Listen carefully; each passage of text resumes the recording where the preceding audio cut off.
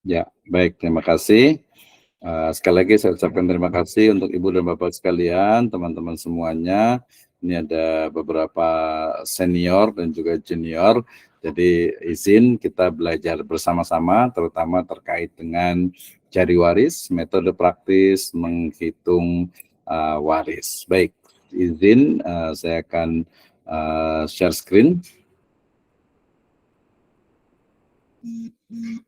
Insya Allah kita akan laksanakan setiap ini hari Senin untuk pengabdian kepada masyarakat. Tadi untuk Ibu dan Bapak sekalian peserta yang ingin mendapatkan sertifikat, ya, Insya Allah silakan hubungi nanti ke panitia. Baik, mudah-mudahan sudah terlihat dengan jelas, ya. Ini satu pengembangan dari bagaimana cara atau bagaimana menghitung waris, ya, dengan menggunakan jari, ya. Insya Allah saya akan mulakan.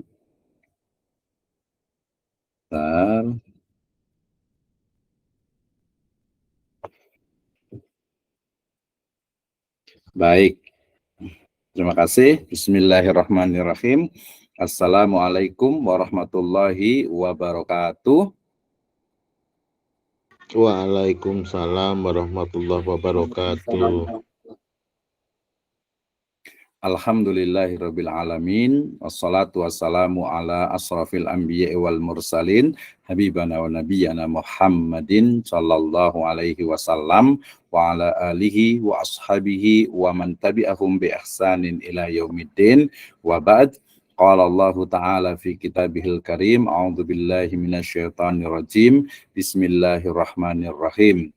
Lirrijali nasibu mimma tarakal walidani wal aqrabun walin nisa'i nasibu mimma tarakal walidani wal aqrabuna mimma qalla minhu aw kathur nasiban mafruḍa. Wa qala Allahu azza wa jalla aidan yusikumullahu fi auladikum lidzakari mislu hadzil unsayain. Wa aidan qala Allahu azza wa jalla tilka hududullah wa may yuti'illaha wa rasulahu yudakhilhu jannatin tajri min tahtihal anhar khalidina fiha wa dzalikal fawzul adzim. Wa qala Rasulullah sallallahu alaihi wasallam fi riwayatin rawah Ibnu Majah wa Ad-Daruqutni ta'allamul faraid wa 'allimuha fa innahu nisful ilm wa huwa yunsa wa huwa awwalu syai'in yunsa'u min ummati. Wa qala Umar bin Khattab qala ta'allamul fara'idha fa innaha min dinikum, rawahu Ad-Darimi. Amma ba'd, fa inna asdaqal hadithi kitabullah wa khairal huda hudan nabiyyu sallallahu alaihi wasallam.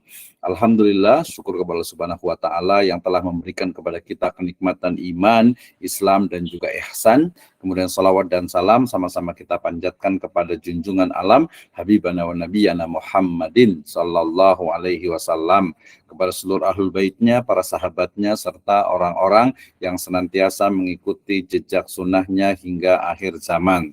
Pertama-tama saya ucapkan terima kasih jazakumullahu khairan ala khudurikum fi hadhihi laila al-mubarakah wa fi hadhihi qissah at-thayyibah wa insyaallah taala fi hadhihi laila ana urid an abhas yata'allaq bi nisfuddin yakni ilmul faraid. Terima kasih kepada seluruh peserta di pelatihan jari waris, metode praktis menghitung waris bersama saya Abdurrahman Misno. Baik, saya awali dengan firman Allah Subhanahu wa taala dalam surat An-Nisa ayat ke-7, kemudian juga di An-Nisa ayat ke-11 ya, kemudian juga di An-Nisa ayat ke-14 ya. Ini adalah ayat-ayat terkait dengan waris, tetapi yang saya akan highlight adalah di surat An-Nisa ayat ke-14 di mana Allah Subhanahu wa taala berfirman, a'udzubillahi minasyaitonirrajim, tilka hududullah ya.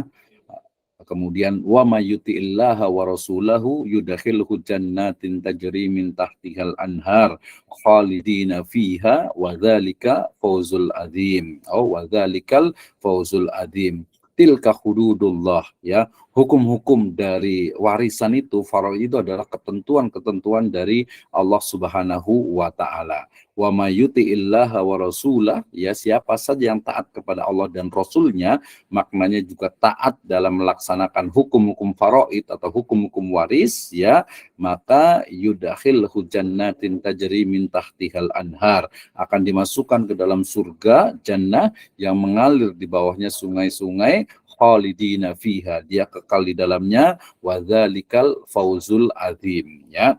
Ayat di An-Nisa ayat ke-14 ini, di akhir ayat ini berbicara tentang bagaimana ya kita sebagai seorang muslim itu wajib untuk taat kepada Allah, taat kepada Rasul. Ya ayyuhalladzina amanu atiullaha wa atiur rasul wa ulil amri minkum. Konteks pada pelatihan hari ini adalah kita sebagai seorang muslim itu wajib untuk taat kepada Allah dan Rasulnya, khususnya dalam melaksanakan ilmu faraid atau dalam melaksanakan ilmu waris, ya.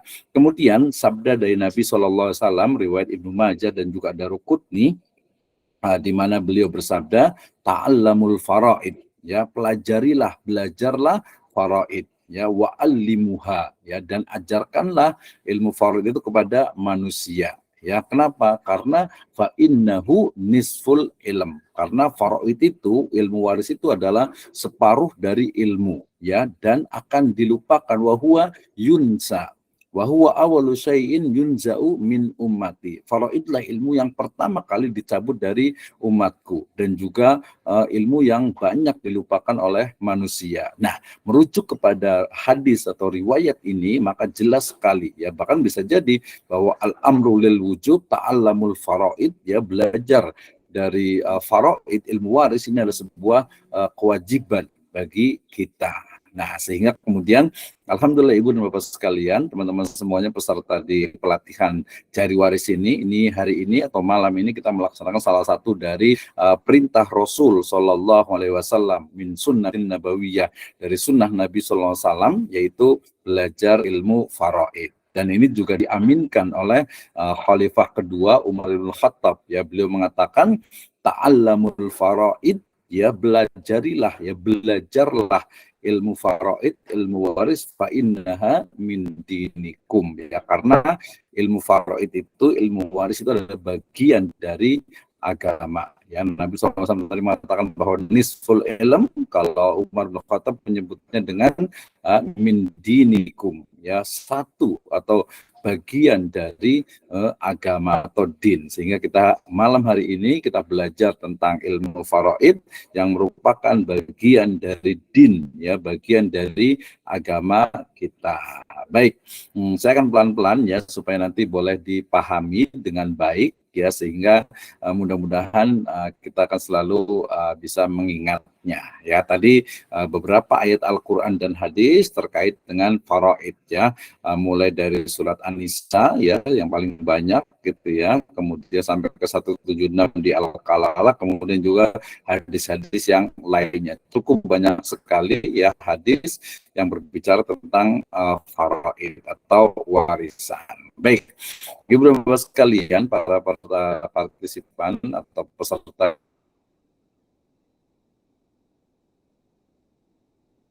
dari training atau pelatihan Jari Waris, ya. 5 menit ya? Pas ya? Oke, sebelum kita berbicara tentang Tadi kodenya agak bentar. Tadi ada potong. Baik. Ibu Bapak sekalian, mohon maaf tadi agak ngomong sedikit. Jadi ini adalah hak-hak dari mayit, ya. Jadi ketika kita akan melakukan, ya, pembagian waris, tentu saja hal pertama yang harus kita pahami itu adalah setelah seseorang meninggal dunia, maka di sana ada hukuk, ya, ada hak-hak mayit yang harus ditunaikan. Ya, tentu saja yang harus menunaikannya adalah ahli waris atau orang-orang yang masih hidup, ya.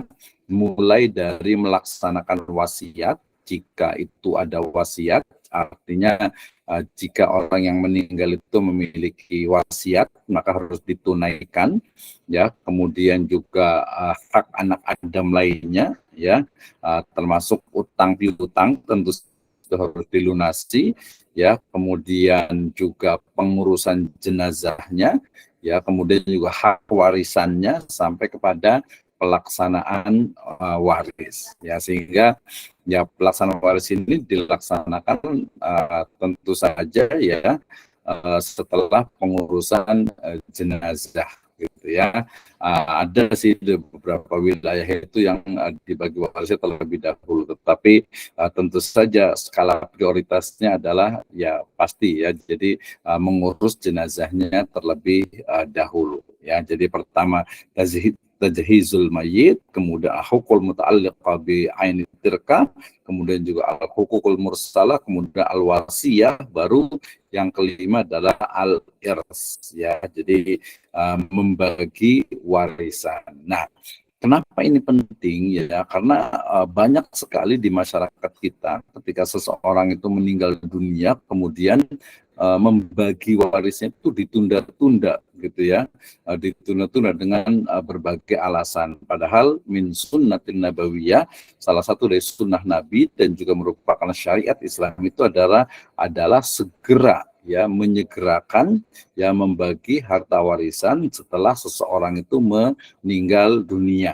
Ya, jadi kenapa? Agar tidak ada lagi istilahnya itu tanggungan dari mayit, dari orang yang sudah meninggal ya, karena hartanya itu sudah didistribusikan kepada masing-masing ahli waris atau yang berhak mendapatkan warisan. Baik ya, ini yang pertama. Jadi sebelum kita berbicara tentang warisan, cara membaginya, ya maka terlebih dahulu kita berikan hak-hak dari mayit itu ya, mulai dari hutangnya dibayar, kemudian mungkin ada hak-hak Bani Adam yang lainnya, wasiatnya juga dilaksanakan, jenazahnya diurus, dimandikan, dikafankan, kemudian disolatkan sampai dikebumikan, ya, sampai dikuburkan. Setelah itu baru sesegera mungkin untuk melaksanakan atau untuk membagi harta warisannya. Ya, jadi ini sedikit berbeda nih dengan masyarakat ya. Di masyarakat ada yang mengatakan oh nanti aja lah dibaginya gitu ya. Padahal tidak ya, justru dalam Islam itu disegerakan dalam membagi warisan. Baik. Nah, apa itu al-faraid ya? Dikatakan bahwa al-faraid itu jama'u faridah. Jadi disebut dengan ilmu faraid yaitu karena bentuknya adalah plural atau jamak dari faridah. Wal faridatu ma'khudatu minal fardi bimakna at-taqrir. Jadi faridah itu bentuk tadi singularnya, kalau faraid itu adalah pluralnya atau jamaknya. Nah, kata al-fardu atau al-faridah itu adalah artinya itu adalah bimakna at-taqrir, artinya ketentuan atau fard ya. Sehingga kemudian disebut dengan ilmu faraid karena ilmu atau ilmun yu'rafu bihi min man yaris ya, wa man la yaris, wa miqdaru ma likulli warisin. Jadi dikatakan ilmu faraid adalah ilmu untuk mengetahui siapa yang mendapatkan waris ya, kemudian siapa yang tidak berhak atas waris itu, dan juga bagian dari masing-masing ahli waris. Jadi ilmu faraid ya itu memiliki sinonim namanya ilmu waris ya. Kalau ilmu faraid penekanannya adalah kepada bagian yang sudah ditentukan, sedangkan ilmu waris lebih kepada proses dari pewarisan tersebut ya. Ilmu waris adalah ilmu yang mempelajari tentang siapa yang mendapatkan warisan dan siapa yang tidak mendapatkannya, kadar-kadar yang diterima oleh tiap-tiap ahli waris dan cara pembagiannya ya. Ini menjadi penting urgensinya ya. Misalnya kemarin ada salah satu contoh, ada salah satu teman ya, suami istri, kemudian istrinya meninggal dunia gitu ya. Istrinya meninggal dunia, punya anak satu perempuan gitu ya. Nah, karena tidak paham tentang ilmu faraid, kemudian harta dari dari siapa almarhumah gitu ya, atau yang mayit ini, orang istri yang meninggal dunia itu kemudian diambil ya rahimahullah itu keseluruhannya oleh suaminya. Nah, kebetulan saudara laki-lakinya itu paham tentang ilmu faraid, kemudian ya sebenarnya bukan menagih tapi lebih tepatnya ya menyadarkan bahwasanya asabah, nanti kita akan belajar dari orang yang meninggal dunia ya, seorang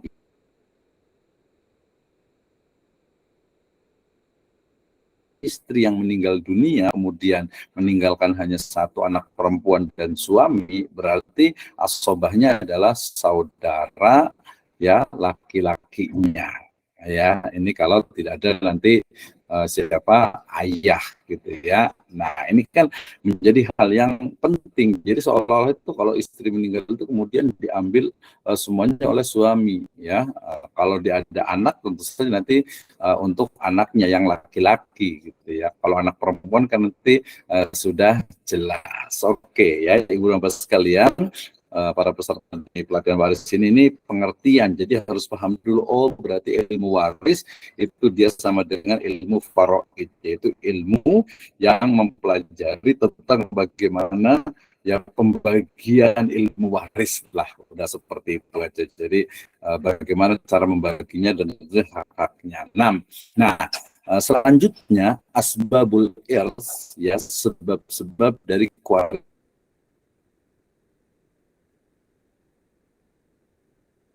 warisan ini juga penting juga gitu ya. Ini penting juga ketika kita bicara tentang misalnya sebab-sebab warisan. Jadi yang pertama adalah an-nasabul hakiki ya. Jadi ada yang pertama adalah nasab ya. Nasab ini artinya memang orang tua, ayah, ibu ke anak. Ya, ini sebagaimana firman Allah Subhanahu wa taala dalam surat Al-Anfal, wa ulul arhami ba'duhum aula bi ba'din fi kitabillah. Jadi perlu diingat nih, kita sudah mendapatkan satu kaidah ya, bahwasanya wa ulul arham, orang-orang yang dekat istilahnya kekeluargaannya, arham ya, maka mereka itu lebih utama daripada yang lainnya. Berarti yang paling dekat itu adalah anak,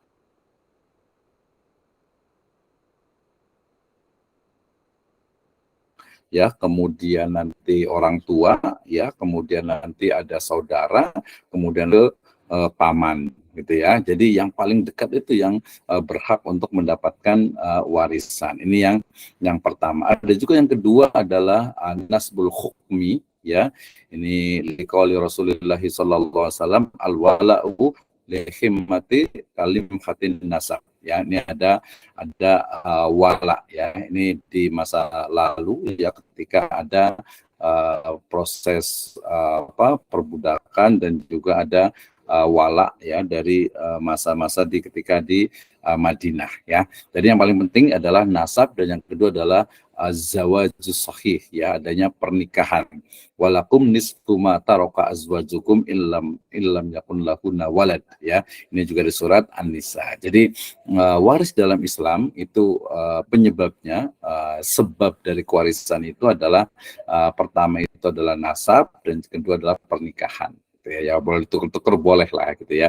Jadi ada pernikahan kemudian juga nasab ya. Kalau wala ini terjadi pada masa lalu gitu ya. Oke, cukup jelas sekali ya nasab. Jadi di sini juga kalau nasab berarti dia adalah anak biologis gitu ya. Jadi kalau laki ya atau anak angkat gitu ya, maka dia tidak mendapatkan warisan ya. Pernikahan juga berarti ketika masih dalam proses pernikahan ya, ketika sudah sudah terputus pernikahannya maka tidak lagi saling mewarisi ya. Saya rasa ini sudah cukup jelas ya. Pernikahan ketika menikah kemudian punya anak ya, dan sebelumnya punya orang tua, itulah sebab dari kewarisan di dalam Islam. Baik.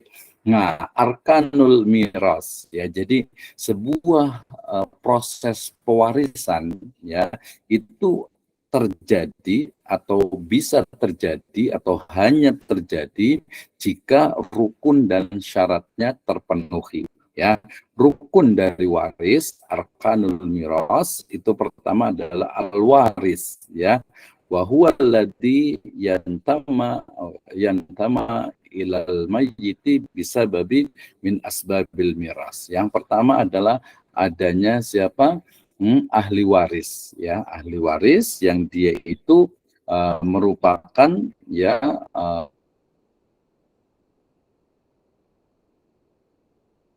orang-orang yang menjadi atau yang memiliki sebab dia mendapatkan waris tadi, baik itu nasab ya ke bawah ataupun ke atas, dan juga pernikahan, itu al-waris ya. Jadi al-waris ini bahasa Indonesia adalah ahli waris, orang yang berhak mendapatkan waris. Yang kedua adalah al-muwaris, wa huwal mayyitu haqiqah au hukman mislal mafqud alladhi hukmu bi mautihi ya. Jadi yang kedua ini adalah siapa? Pewaris atau muwaris, yaitu orang meninggal dunia, baik meninggalnya itu secara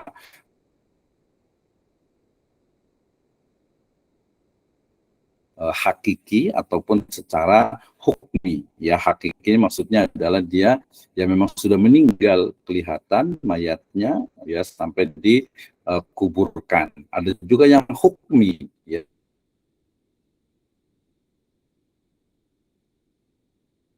au hukman ya, di mana dia itu meninggal tapi tidak ditemukan jasadnya ya, misalnya mungkin hilang gitu ya, tenggelam, atau mungkin tidak tahu rimbanya gitu ya. Itu ketika ada penetapan dari pengadilan, dari mahkamah gitu ya, maka itu disebut dengan hukmi ya, meninggalnya dengan hukmi, yang penetapan dari qadhi atau dari hakim ya. Nah, kemudian yang ketiga ada al-muwarisun, atau ada wayusamma tirkatu wa mirosan. Ya, tentu saja di situ adalah adanya harta. Ya, sebenarnya selain harta juga nanti ada hukuk ya, ada hak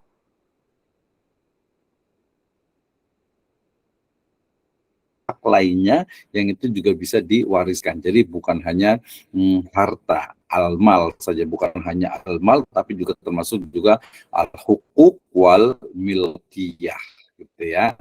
Nah, kita ketahui sendiri, kita ketahui bersama bahwa yang namanya harta itu adalah kullu syai'in lahu qimatin bainan nas. Jadi harta itu adalah segala sesuatu yang memiliki nilai ya di mata manusia ya. Jadi menurut manusia ini adalah harta yang memang bisa dinilai, ada nilainya, dan juga ala mizani syar'i ya, sesuai dengan syariat Islam ya. Ini rukunnya, jadi hanya 3, mudah ya.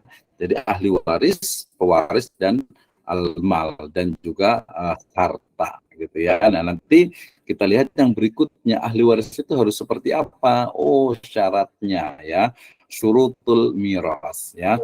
Jadi orang yang tadi muwaris itu ya, muwaris itu dia harus apa? Dia harus ya, dalam artian itu ya sudah muwaris itu dia harus meninggal. Artinya ya satu proses pewarisan itu tidak bisa terjadi kalau umpamanya orang yang punya harta itu belum meninggal ya. Misalnya ada seorang ayah, orang tua misalnya, kemudian membagi-bagikan hartanya kepada anaknya padahal dia masih hidup, maka itu bukan warisan, tetapi itu adalah hibah ya. Nah, itu yang pertama. Jadi meninggalnya orang yang memiliki harta yang mewarisnya itu ya.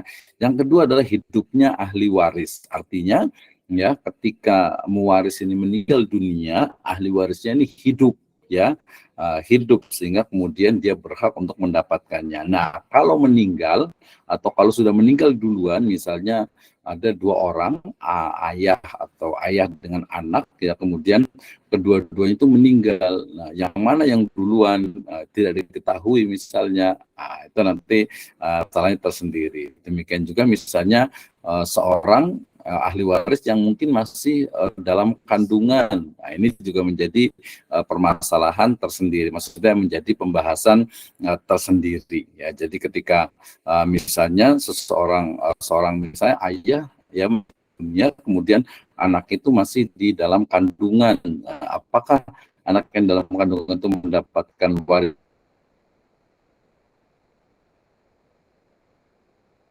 warisan juga, ya itu pembahasan tersendiri. Kemudian yang ketiga, tidak adanya penghalang. Ya, tidak ada penghalang maksudnya ya tadi ada beberapa ya dalam Islam itu yang walaupun dia itu adalah ahli waris, tetapi terjadi suatu kejadian ya sehingga kemudian dia tidak berhak untuk mendapatkan waris. Nah, ini adalah penghalang kewarisan. Baik, ya. Oke ya, ini adalah penghalang dari kewarisan, ya, yaitu yang pertama adalah siapa? Yaitu orang yang membunuh, ya, yang membunuh. Atau yang pertama boleh dari atas itu, yang pertama adalah perbudakan. Sawa'un taman atau naqisan. Ya,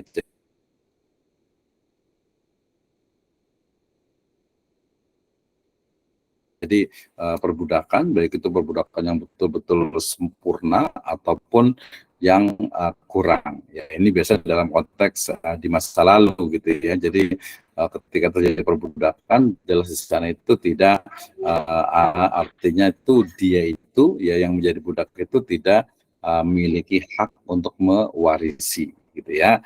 Nah, yang kedua ada pembunuh ya, artinya al-qatlul imad al-muharramun. Laisa lil qatil syai'in ya, kama qala Rasulullah sallallahu alaihi wasallam ya, laisa lil qatil syai'in. Jadi tidak ada satu hak pun bagi seorang pembunuh atas sebuah warisan.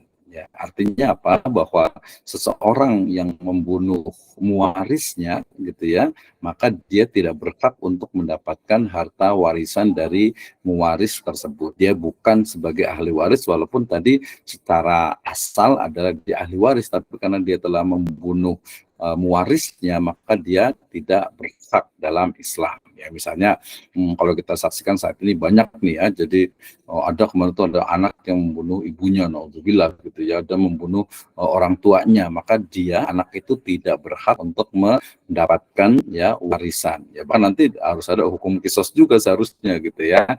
Nah, itu pembunuh tidak berhak untuk mendapatkan warisan. Nah, yang ketiga ada juga ikhtilafuddin. Ya, dikatakan kalau Rasulullah sallallahu alaihi wasallam la yarisul muslim al kafira wa la yarisul kafira al muslima. Ini dalam kajian fikih terkait dengan beda agama itu dia tidak saling mewarisi, walaupun hunak ikhtilaf ya, ada beberapa pendapat ya, kalau umpamanya mewarisnya adalah Muslim, maka tidak boleh mewariskan kepada anaknya ya, kepada ahli warisnya yang non Muslim. Sementara kalau mewarisnya itu adalah non Muslim, itu boleh untuk mewariskan kepada anaknya yang Muslim. Wallahu a'lam bisawab. Tetapi merujuk kepada riwayat ini, maka artinya perbedaan agama itu menjadi sebab bagi tidak adanya proses pewarisan di antara mereka. Ya, kemudian yang keempat ada juga, ini juga masail fiqhiyah, yaitu ikhtilafud di darain ya, adanya perbedaan negeri ya. Ini sebenarnya masalah fikih tadi ya, sehingga misalnya yang ada di Indonesia, di Singapura, di Malaysia itu tidak mewarisi gitu ya. Tapi insya Allah pendapat yang ashah, yang lebih kuat adalah, yang qat'i adalah ya tetap mewarisi. Tapi ini bagian dari ya khazanah dalam pemikiran kewarisan ya. Jadi tadi ada sebab kewarisannya ya, kemudian tetapi dengan syarat ada tidak adanya penghalang dalam proses pewarisan tersebut. Nah, oke, selanjutnya ini yang menjadi pembahasan kita, dan nanti kita akan langsung bawa kepada proses dengan menggunakan metode yaitu jari waris gitu ya. Jadi kita harus pahami dulu ini ya tentang jenis-jenis dari ahli waris ya. Saya urutkan dulu secara teoritis, ini menjadi penting. Nanti insya Allah untuk slide nanti kita akan bagikan ya kepada peserta ya. Kemudian juga nanti ada e-book untuk ilmu faraidnya juga, itu translate terjemah juga gitu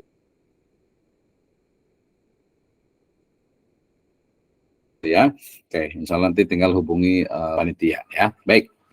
Nah, kalau saya membagi dalam proses untuk ahli waris ini, biasanya yang paling mudah itu adalah mulai dari ashabul furud. Ya, ashabul furud adalah ya ahli waris yang mendapatkan warisan yang telah ditentukan di dalam Islam.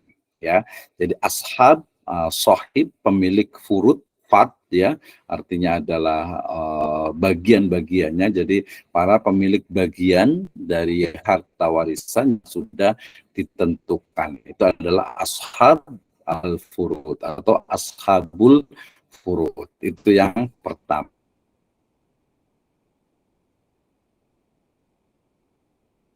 Ya.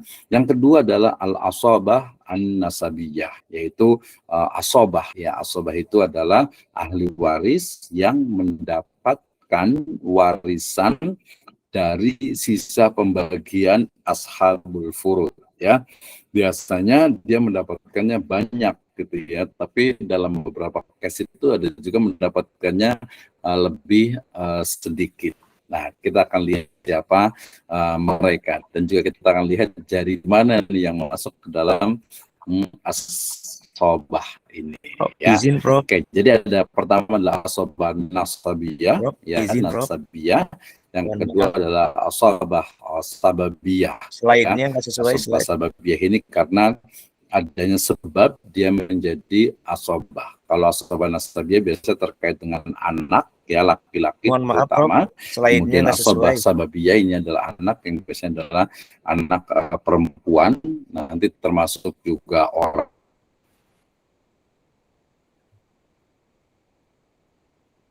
tua, ya, kemudian bapak terutama gitu ya, kemudian kakek, kemudian juga tadi anak laki-laki, sampai ke anak, Slide-nya hilang, Prof. sampai ke cucu gitu ya, dan juga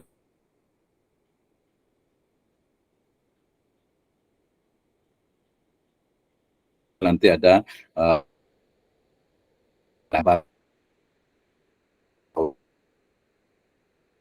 pupu, terutama nanti dari bapak yang terjadi dengan awal gitu ya, pada awal apa ya, nanti terkait dengan bagaimana nasab yang tadi artinya orang yang mendapatkan wasiat, penerima wasiat di aksar minasulus ya. Jadi nanti wasiat tadi kan maksudnya wasiat ya, wasiat itu berarti wasiat ya dari mayit untuk seseorang ya. Nah, dalam hal ini nanti masih ada juga nih di masyarakat yang mengatakan seorang yang mau meninggal kemudian dia berwasiat kepada siapa, kepada ahli warisnya. Padahal di dalam hadis Nabi SAW beliau pernah bersabda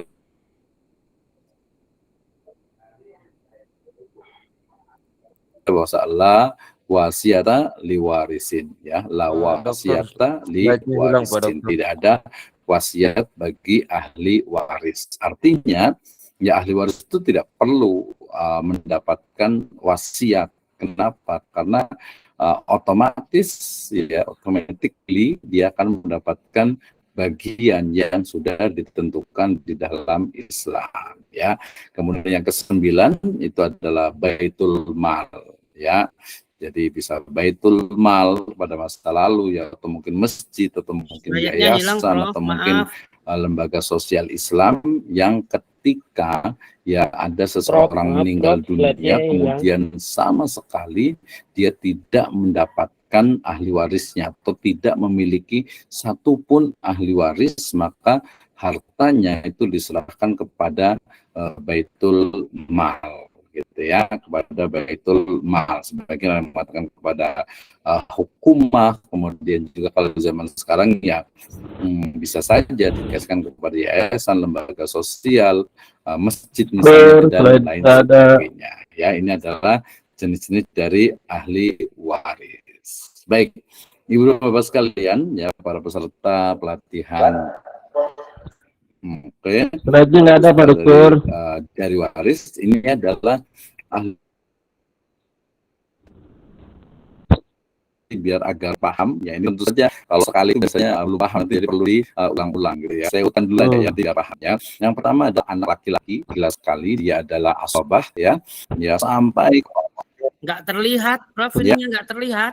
Slide-nya nggak ada, Pak Ya. Dokter. Dulu ya. Slide-nya hilang, Hah? Dok. Slide-nya tidak kelihatan. Pak Dokter. Adminnya, Slide-nya adminnya, tidak Halo. lihat. Aduh, adminnya. Baik, terima kasih. Ini saya tutup dulu. Oke, semangat ya. Terima kasih Bro Baskara teman semuanya. Ya, baik. Saya ulang lagi, sebentar. Saya akan share lagi. Tadi kita sudah sampai kepada untuk ininya ahli waris laki-laki. Ya, sebentar. Sabar menanti. Ya. Oke, terima kasih. Ini kayaknya tadi agak sedikit ini permasalahan di channelnya atau di linknya atau di sinyalnya ya, sebentar. Oke, sabar menanti. Terima kasih untuk yang sudah hadir.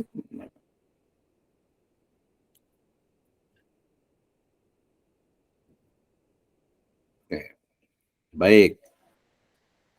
Nah, oke. Oke, sabar. Ya. Apakah sudah kelihatan lagi? Kelihatan nggak? Kelihatan, kecil. Terlihat. Kelihatan? Tapi belum full. Oke. Udah.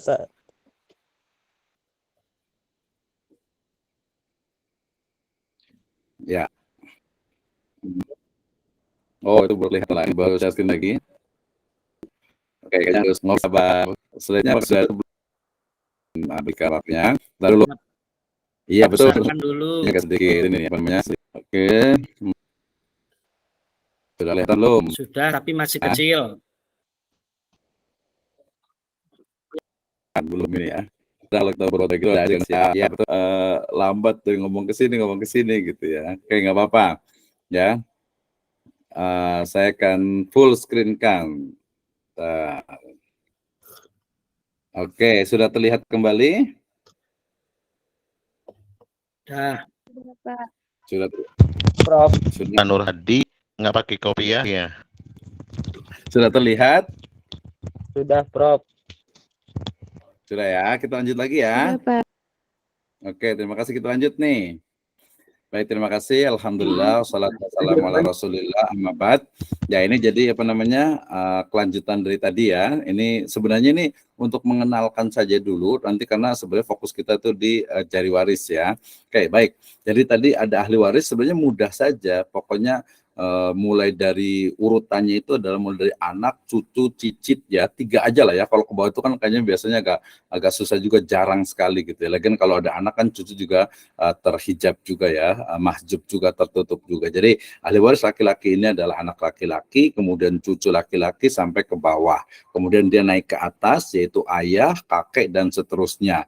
Kemudian baru nanti ke kiri yaitu saudara laki-laki ya, kemudian juga anak laki-laki dari saudara laki-laki, kemudian nanti baru paman, kemudian juga anaknya paman, kemudian juga suami ya, nanti termasuk juga istri gitu ya, dan juga bekas budak laki-laki. Nah, kalau bekas budak ini biasanya dia pembahasan di masa lalu gitu ya. Ini adalah ahli waris laki-laki. Tadi suami istrinya belum masuk karena di yang berikutnya. Ini adalah ahli waris laki-laki. Yang kedua adalah ahli waris perempuan, ya jelas ya, anak perempuan ini adalah ashabul furud, dan juga nanti ada asobah ma'al ghair ya, kemudian anak perempuan dari anak laki-laki ya, cucu perempuan, kemudian juga ada ibu, jelas ini yang sering banyak ya di masyarakat itu sering tidak dibagi gitu, padahal ibu itu jelas adalah ashabul furud ya, orang yang memang berhak untuk mendapatkan warisan ya. Kalau nggak ada ibu berarti nanti nenek ya, dan seterusnya ke atas. Kemudian juga ada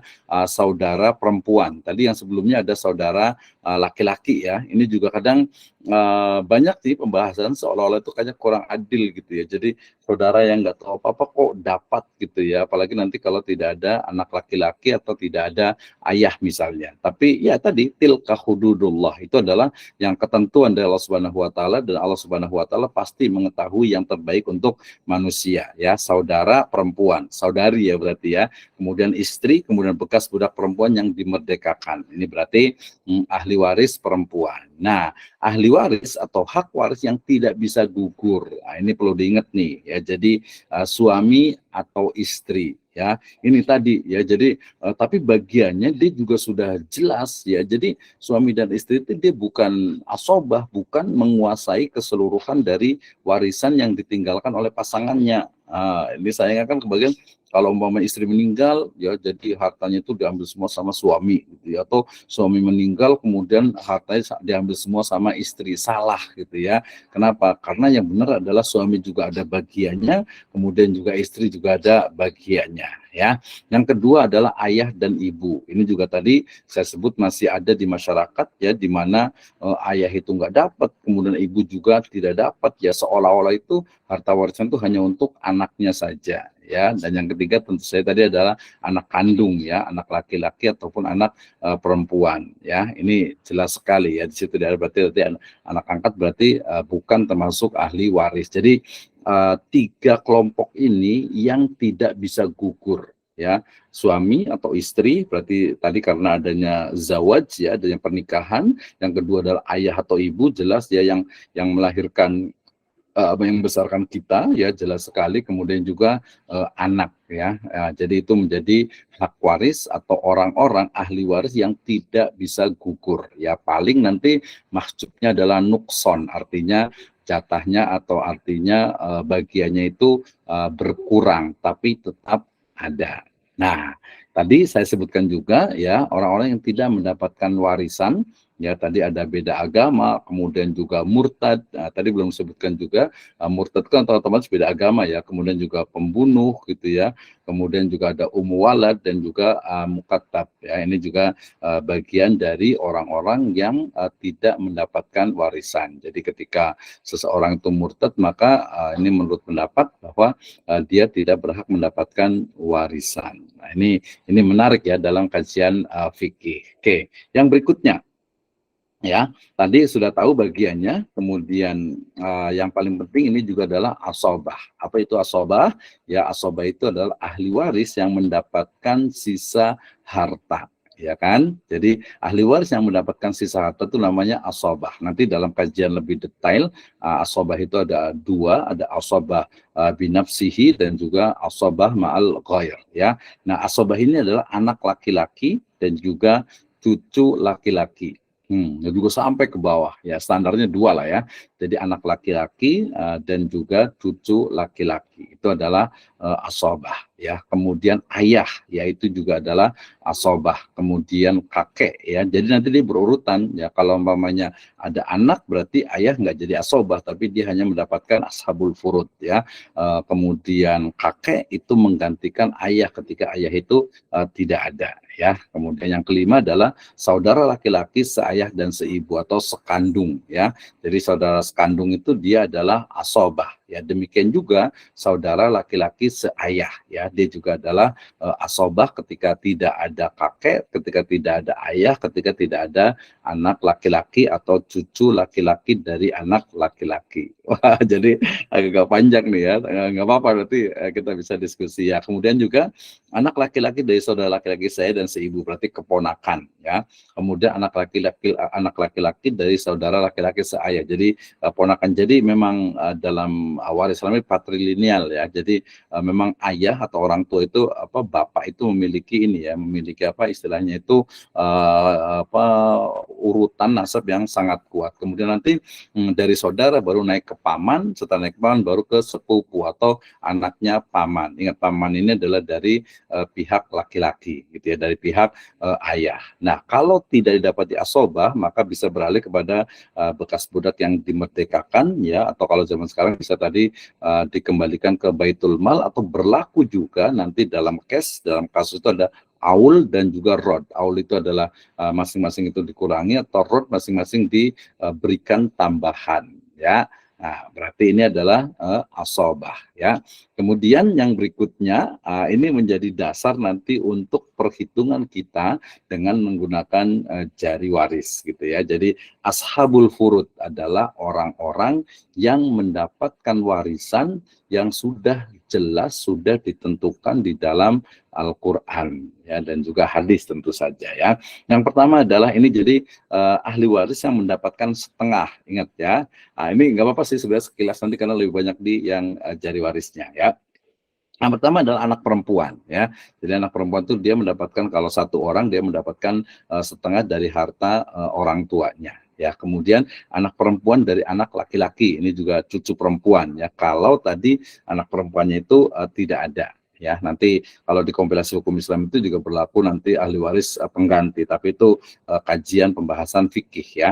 Kemudian saudara perempuan seayah dan juga seibu, ya. Jadi ammah, ya, artinya bibi, ya.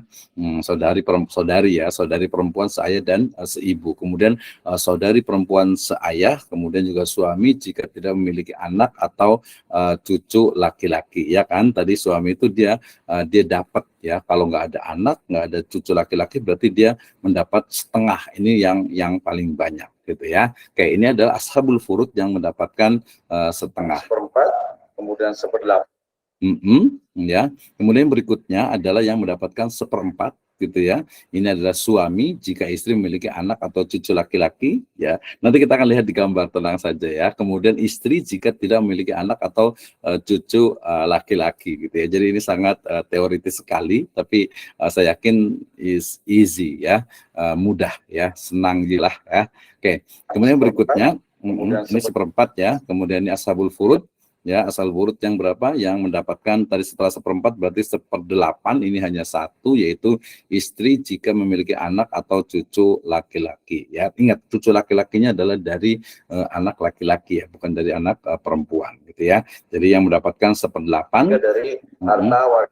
Kemudian yang mendapatkan 2/3 adalah 2 anak perempuan atau lebih, kemudian 2 anak perempuan dari anak laki-laki, ya. Jadi cucu perempuan, ya, dari anak laki-laki dia mendapatkan 2/3, kalau lebih dari 2, ya, 2 dan seterusnya. Kemudian saudara perempuan kandung, ya, ketika dia tadi nanti dia tidak mahjub, ya, ketika tidak tertutup, ya, atau tidak terhalangi. Kemudian saudara perempuan, 2 saudari perempuan seayah atau lebih, ya. Jadi karena 2 atau lebih itu mendapatkan 2/3, tapi ingat tadi selama tidak ada tidak ada yang menghalanginya, terutama tadi adalah anak perempuan, kemudian juga cucu perempuan dari anak laki-laki. Yang pasti ini yang mendapatkan 2/3. Kemudian yang mendapatkan 1/3 itu adalah ibu, ya, jika si mayit tidak terhalangi. Ya, jadi ibu itu mendapatkan 1/3. Ingat nih, ya, kalau dia tidak ada tidak ada anak ataupun cucu, gitu ya. Kemudian 2 atau lebih dari saudara laki-laki atau saudara perempuan yang seibu. Tadi kalau saudara kandung, kemudian saudara seayah, kemudian ada juga nanti saudara laki-laki yang saudara perempuan yang seibu. Tapi ini dia kalau yang sebelumnya itu, ya, saudara laki-laki seayah, saudara laki-laki sekandung, ya, kemudian juga otomatis kakeknya, gitu ya, kemudian pamannya, gitu ya, itu tidak ada, gitu ya. Oke, ini yang ketiga. Yang seperenam, mereka yang seperenam ini sangat banyak sekali, ya. Jadi ibu tadi kalau umpamanya tidak ada siapa-siapa berarti dia mendapatkan 1/3, tapi kalau umpamanya ada anak, ya, ibu mendapatkan 1/6. Kemudian nenek kalau tidak ada ibu, kemudian anak perempuan dari anak laki-laki atau cucu perempuan, dan masih ada anak perempuan kandung, dan nanti ada anak perempuan, kemudian cucu perempuan dari anak laki-laki. Kenapa? Karena tadi bapaknya itu atau anak laki-laki itu dia meninggal, ya, atau saudara perempuan seayah yang masih ada saudara perempuan yang seayah dan seibu. Jadi nanti kalau tadi ashabul furud kan udah jelas, jadi dia ada bagiannya. Ini yang bikin kadang menurut orang itu agak-agak ribet, padahal tidak juga. Ayah jika ada anak atau cucu, ayah juga sama, dia akan mendapatkan 1/6, ya, 1/6 kan tadi, ya. Kalau umpamanya kalau umpamanya tidak ada baru nanti 1/3, ya. Dan juga nanti kalau ayah itu kan dia masuk ke 1/6 plus asobah, gitu ya. Nah, kakek nanti menggantikan kalau ayah itu tidak ada, dan juga saudara laki-laki dan saudara perempuan, terutama ya dia yang seibu. Nah, ini biasanya tadi disebut dengan Dzawil Arham yang sudah agak cukup jauh gitu ya. Oke, kemudian ya ini yang seperenam, yaitu mereka. Yang berikutnya adalah hajat. Tadi mungkin tadi saya bicara tentang penghalang ya, penghalang. Jadi begini. Jadi nenek itu misalnya ya, seorang nenek itu terhalang mendapatkan waris. Jadi jika masih ada ibunya, hajab itu artinya yang menutupi, yang menghalangi waris. Jadi nenek itu tidak akan mendapatkan warisan kalau masih ada ibu ya. Kakek juga tidak akan mendapatkan warisan jika masih ada ayah gitu ya. Saudara laki-laki seibu tidak mendapat warisan jika masih ada anak laki-laki atau perempuan. Jadi saudara seibu tuh dia nggak dapat kalau masih ada anak laki-laki, anak perempuan, kemudian juga cucu laki-laki ataupun perempuan, ayah dan kakek ke atas ya. Kemudian saudara laki-laki seayah dan seibu tidak mendapatkan waris jika masih ada anak laki-laki, cucu laki-laki dan juga ayah. Ya kan ada ayahnya, otomatis pamannya ya nggak dapat lah gitu ya. Karena kan yang masih kuat tapi wallahu arham bantukum ba'da fi kitabillah itu ya. Kemudian yang kelima, saudara laki-laki seayah tidak mendapatkan waris jika masih ada anak laki-laki, cucu laki-laki, ayah dan saudara laki-laki seayah dan seibu atau kandung ya. Jadi ini orang-orang yang nanti kita lihat ya bagaimana cara penggunaannya dalam waris ini, dalam jari waris ini. Jadi orang-orang yang mahjub ya, yang terhalangi dari warisan.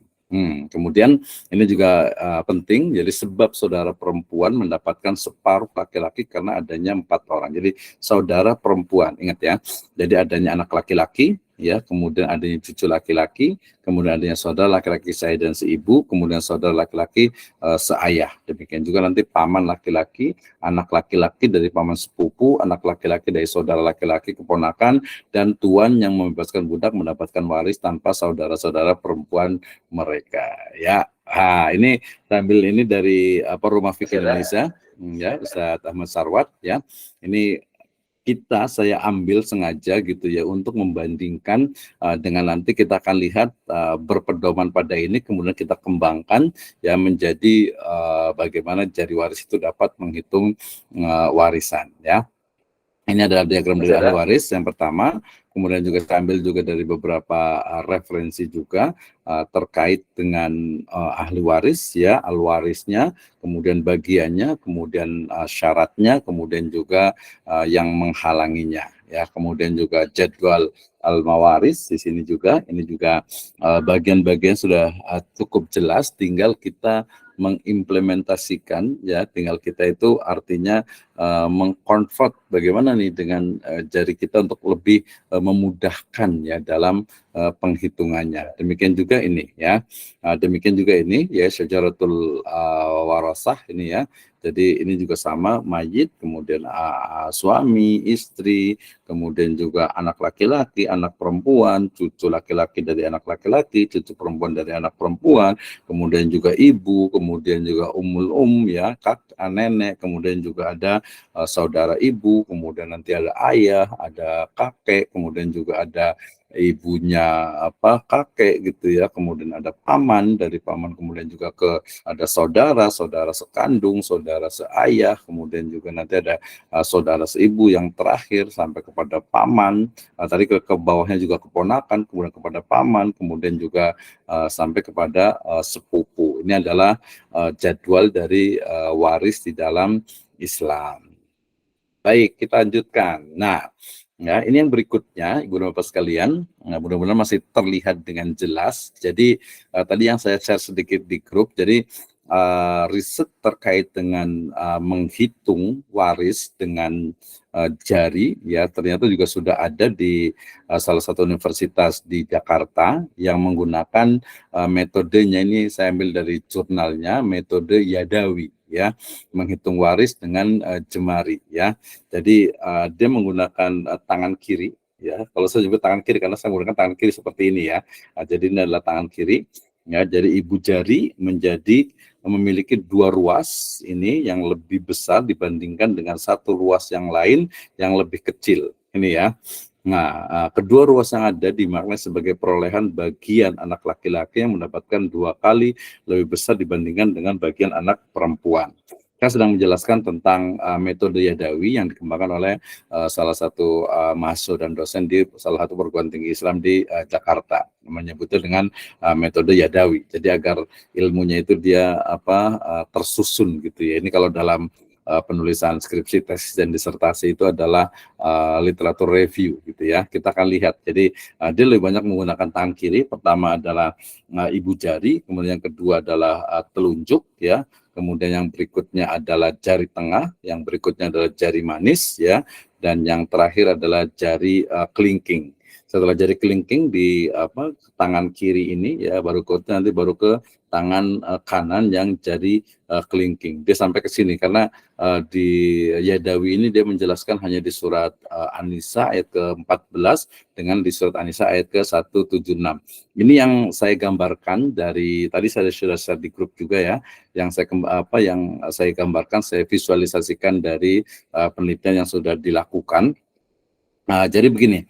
Ya, jadi dua ruas ibu jari ini dia menunjukkan bagian anak laki-laki yang 2 kali bagian anak perempuan. Ini ya, nanti agak sedikit berbeda, tapi ini untuk awal saja ya, untuk pemanasan. Nanti saya yakin ibu dan bapak sekalian, teman-teman semuanya peserta pelatihan waris ini bisa juga mengembangkan kira-kira yang mana nih gitu ya. Jadi sangat terbuka sekali ya. Ibu jari adalah melambangkan bagian laki-laki yang 2 kali bagian perempuan. Yang kedua jari telunjuk ini sebagai jari kedua yang merupakan perolehan 2 anak perempuan, yaitu 2/3. Masih ingat tadi ya, jadi kalau ahli warisnya adalah 2 anak perempuan berarti dia adalah bagiannya itu 2 ya, lihat di sini nih. Jadi jari telunjuk ini adalah jari yang kedua, kemudian sisa jarinya ini adalah 3 ya, jadi 2/3. Agak sedikit maksa tapi ya real juga sih, memang fakta juga gitu ya, nggak apa-apa ya. Ini kan sebuah metode ya, kuluna rodun mardudun illa sahibu hadal kabar gitu ya. Jadi ini adalah telunjuk ini kalau di metode Yadawi ini dia melambangkan perolehan dari anak perempuan yang lebih dari 2, yaitu 2/3. Yang berikutnya adalah jari tengah ya. Jari tengah ini melambangkan satu atau bagian dari 1 anak perempuan ya, yang dia mendapatkan setengah. Kenapa setengah? Ya ini 1, ini 2, dan jari tengah ini kan dia berada di tengah-tengah gitu ya, sehingga dia mendapatkan ya setengah nih. Kalau anak perempuan 1 dapatnya setengah gitu ya. Walaupun nanti ada juga nih kalau umpamanya suami ya, suami ya, ketika tidak ada anak dia juga kan mendapatkan setengah juga gitu ya. Oke, nggak apa-apa. Yang berikutnya adalah jari manis, jari yang ini nih ya. Dari jari manis ini dia besarnya sama dengan jari tengah dan jari telunjuk, ini sama gitu ya, walaupun tingginya agak beda ya. Jadi besarnya sama dengan jari tengah dan telunjuk. Ini merupakan bagian bapak dan ibu, ayah dan ibu ketika ada anak maka mendapatkan 1/6 ya. 1/6 ini adalah merujuk pada sisa jari kiri dan kanan yang belum digunakan. Jadi begini, jadi ini kan sudah digunakan nih ya, ini. Nah di sini kalau kita jadinya ada 6 berarti dia masih ada 6, berarti 1/6. Ya ini menunjukkan ini 1 gitu ya, ini 1 ya, kemudian di sini ada 6, jadi 1/6. Ya, sedangkan terakhir jari kelingking ya, jari kelingking ini ya menurut metode Yadawi ini dia memiliki 3 ruas gitu ya. Jadi di sini adalah ibu ya, ibu mendapatkan 3, artinya 1/3 ketika mayit tidak ada anak. Ya ini adalah sebuah metode gitu ya, metode Yadawi ya. Nah kemudian ini dia menggunakan jari ataupun tangan kiri ya. Sebenarnya agak sayang ya, karena kita disunahkan untuk menggunakan atau yang baik-baik itu biasanya dengan tangan kanan gitu ya. Yaitu kritik nggak apa-apa lah ya. Nanti mungkin bisa disampaikan ke. Nah, sedangkan tangan kanan ini ya, jadi mulai tadi yang kelingking itu, jadi jari kelingking dari tangan kanan itu adalah bagian ibu yang mendapatkan bagian 1/6. Jadi sebenarnya sama nih ya. Jadi dia menurut metode Yadawi ini dia yang di jari kelingking ini dia adalah bagian dari ibu, yaitu 1/6. Sedangkan tangan kanan dimaksudkan terhadap keberadaan dari saudara ya. Jadi yang tadi kan di sini nih, jadi ada 6 ya. Jadi tangkalan ini ada sudah angka 6 diambil dari jumlah keseluruhan jari yang telah digunakan. Ya, jadi semua tadi kan udah 6 nih yang di sini kan ya. Yang digunakan kan gini. Jadi dia yang digunakan hanya 5 jari 5 jari dari tangan kiri dengan 1 jari dari tangan kanan, jadi 6 gitu ya. Dari 6. Jadi angka 6 diambil dari jumlah keseluruhan jari yang telah digunakan untuk menghafal bagian harta waris gitu ya. Berarti tangan kanan ini saudari perempuan mendapatkan setengah jika sendiri, dan 2 orang saudara perempuan atau lebih akan mendapat bagian 2/3, dan untuk saudara laki-laki bersama dengan saudara perempuan mendapatkan bagian bagi laki-laki lidzakari mislu hadzil unsayain. Jadi kalau yang di 6 ini dia penerjemahan dari surat An-Nisa ayat ke-14, sedangkan yang jari kanan atau tangan kanan ini adalah dari surat An-Nisa juga ayat ke-176 yang menunjukkan tentang waris kalalah gitu ya. Jadi seseorang yang tidak memiliki anak gitu ya, kemudian juga dia meninggalkan warisan. Itu menunjukkan saya sempat tulis juga tidak punya anak dan juga tidak punya orang tua gitu ya. Tua kalau sudah meninggal dan sebagainya. Oke, itu adalah metode Yadawi sebagai previous research ataupun literatur review yang sebenarnya so very different ya, berbeda sekali dengan dari waris yang kita kembangkan. Oke. Nah, kita masuk ke sini. Ya, ini adalah metode atau cari waris, metode praktis menghitung warisan. Ya. Oke, sebelum ini panjang nih. Ini terima kasih untuk yang sudah mensedekahkan jempolnya nih, yang sudah menyedekahkan untuk tangannya untuk bisa tampil di sini. Baik, sebelum dilanjut ya, mungkin nanti kalau ada pertanyaan ya boleh juga gitu ya. Jadi nanti kalau yang belum tahu, yang ingin paham nanti boleh ditanyakan baik melalui chat room ataupun juga melalui penggunaan dari istilahnya langsung direct ya. Ya, memang saya matikan dulu tadi ya slide-nya. Baik, terima kasih. Kita lanjutkan. Ya, ini baru saya share lagi. Terima kasih.